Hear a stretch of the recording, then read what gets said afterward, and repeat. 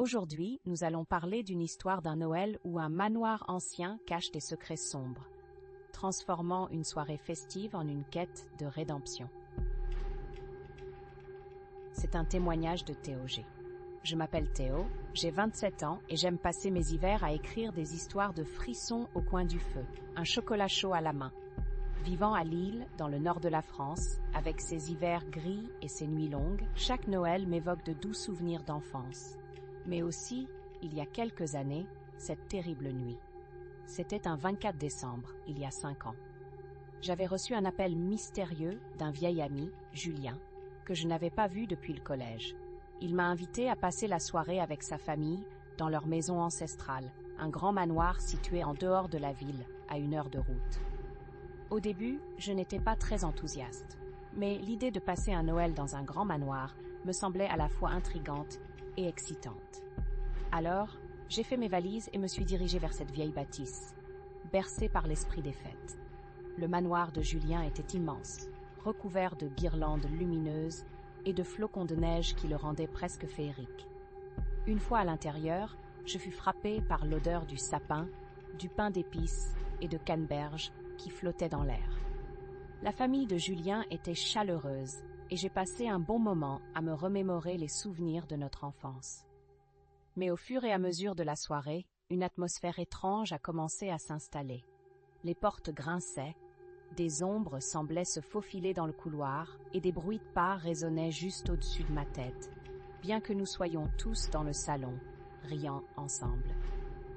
Vers minuit, je suis allée prendre l'air à l'extérieur. La neige tombait doucement et j'ai ressenti une certaine sérénité en écoutant le silence, le genre de silence que seule une belle nuit d'hiver peut offrir.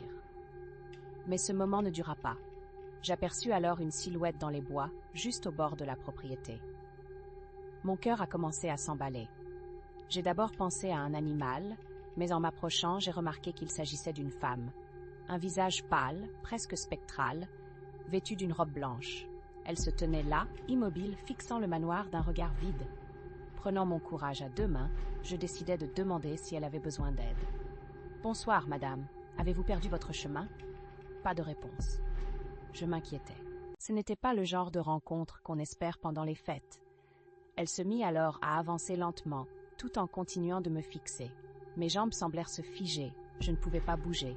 Soudain, j'entendis un cri perçant provenant de l'intérieur du manoir, ce frisson qui me parcourut le corps. Julien sortit, l'air inquiet, et s'approcha de moi.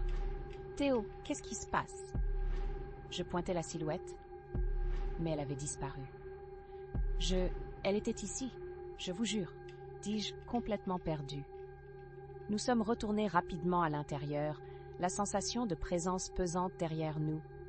La famille était en émoi. Ma présence ici semblait avoir renoué des vieilles blessures qui avaient sombré dans l'oubli. Julien nous confia à sa famille que cette maison avait une sombre réputation. Lors d'un Noël semblable, il y avait plusieurs années, une jeune femme avait disparu ici sans laisser de traces. Depuis ce jour, des rumeurs disaient qu'on pouvait encore la voir errer dans les bois, cherchant désespérément à retrouver ce qu'elle avait perdu. La soirée se poursuivit dans un climat de tension croissante. À chaque minute, la nervosité se faisait plus tangible. Les rires s'éteignaient, remplacés par des chuchotements inquiets. Les lumières clignotaient, criant presque à l'aide, tandis que nous tentions tous de reprendre un semblant de normalité. Au cours de la nuit, plusieurs témoins rapportèrent des expériences bizarres, des objets déplacés, des murmures dans le couloir et le souffle glacé d'une présence sur leur cou. Le suspense monta lorsque Julien nous révéla qu'il avait placé un ancien tableau de la femme disparue dans le salon. Le tableau avait été caché par sa famille pendant des années, par superstition. La légende disait que si quelqu'un avait le courage de la peindre à nouveau, son esprit pourrait enfin trouver la paix. Avant que je ne m'en rende compte, il était déjà proche de l'aube. La famille décida de se réunir autour du tableau pour tenter de conjurer l'esprit. Je me souviens m'être assis, regardant ce visage blême et désespéré, des larmes roulant sur ses joues peintes. J'ai senti un frisson me traverser, mais j'ai aussi ressenti de la compassion.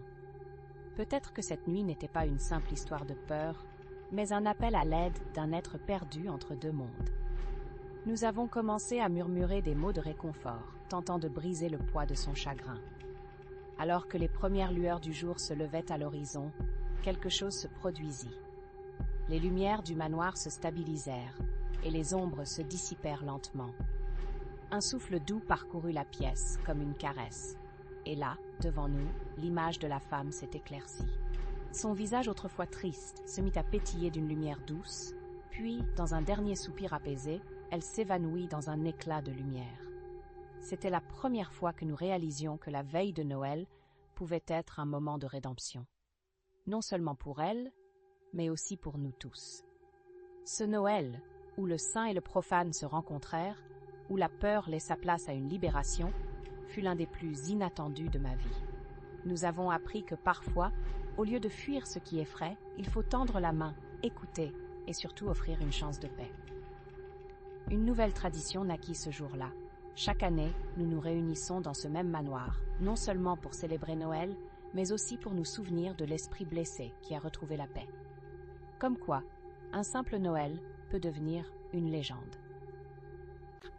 Mais il n'y avait aucune trace du Père Noël ni du fameux costume. La panique s'emparait des cœurs et je commençais à croire que la légende n'était pas qu'un simple conte. Le soir du 24 décembre, j'entendis une cloche. Le son résonnait comme un écho du passé et il semblait provenir de la forêt juste en dehors de la ville. Les anciens parlaient parfois d'une clairière où le vrai Père Noël jugeait les cœurs des hommes. J'ai décidé de m'y aventurer. Je savais que je prenais un risque, mais la curiosité me poussait. En pénétrant dans la forêt, les sapins majestueux, recouverts de neige, semblaient surveiller chacun de mes pas. La lumière de la lune perçait à travers les branches, créant des ombres dansantes tout autour de moi. Plus je m'enfonçais, plus je ressentais une étrange pression, comme si quelqu'un ou quelque chose m'observait. Des rires d'enfants résonnaient autour de moi, mais c'étaient des rires sombres, presque sinistres. Après une très longue marche, je suis arrivée dans une clairière. Au centre se tenait un homme. Il était vêtu d'un costume, mais ce n'était pas un costume de Père Noël ordinaire. C'était rouge, mais usé et déchiré, comme s'il avait traîné dans la boue. Son visage était obscurci par une barbe blanche, mais ses yeux brillaient d'une lueur maléfique. Une lueur de terreur m'envahit. « Tu viens chercher des réponses, n'est-ce pas ?» dit-il d'une voix profonde et résonnante. J'étais paralysée, incapable de répondre. Il poursuivit. « Tu sais pourquoi les enfants disparaissent, n'est-ce pas ? Ils sont perdus dans l'esprit de Noël, des âmes qui ne connaissent pas l'amour. Ils deviennent mes aides, mes compagnons éternels. Mais pourquoi devrais-je te le dire ? Tu n'es qu'un étranger ici. Tu n'appartiens pas à cette ville, tu n'appartiens pas à cette magie.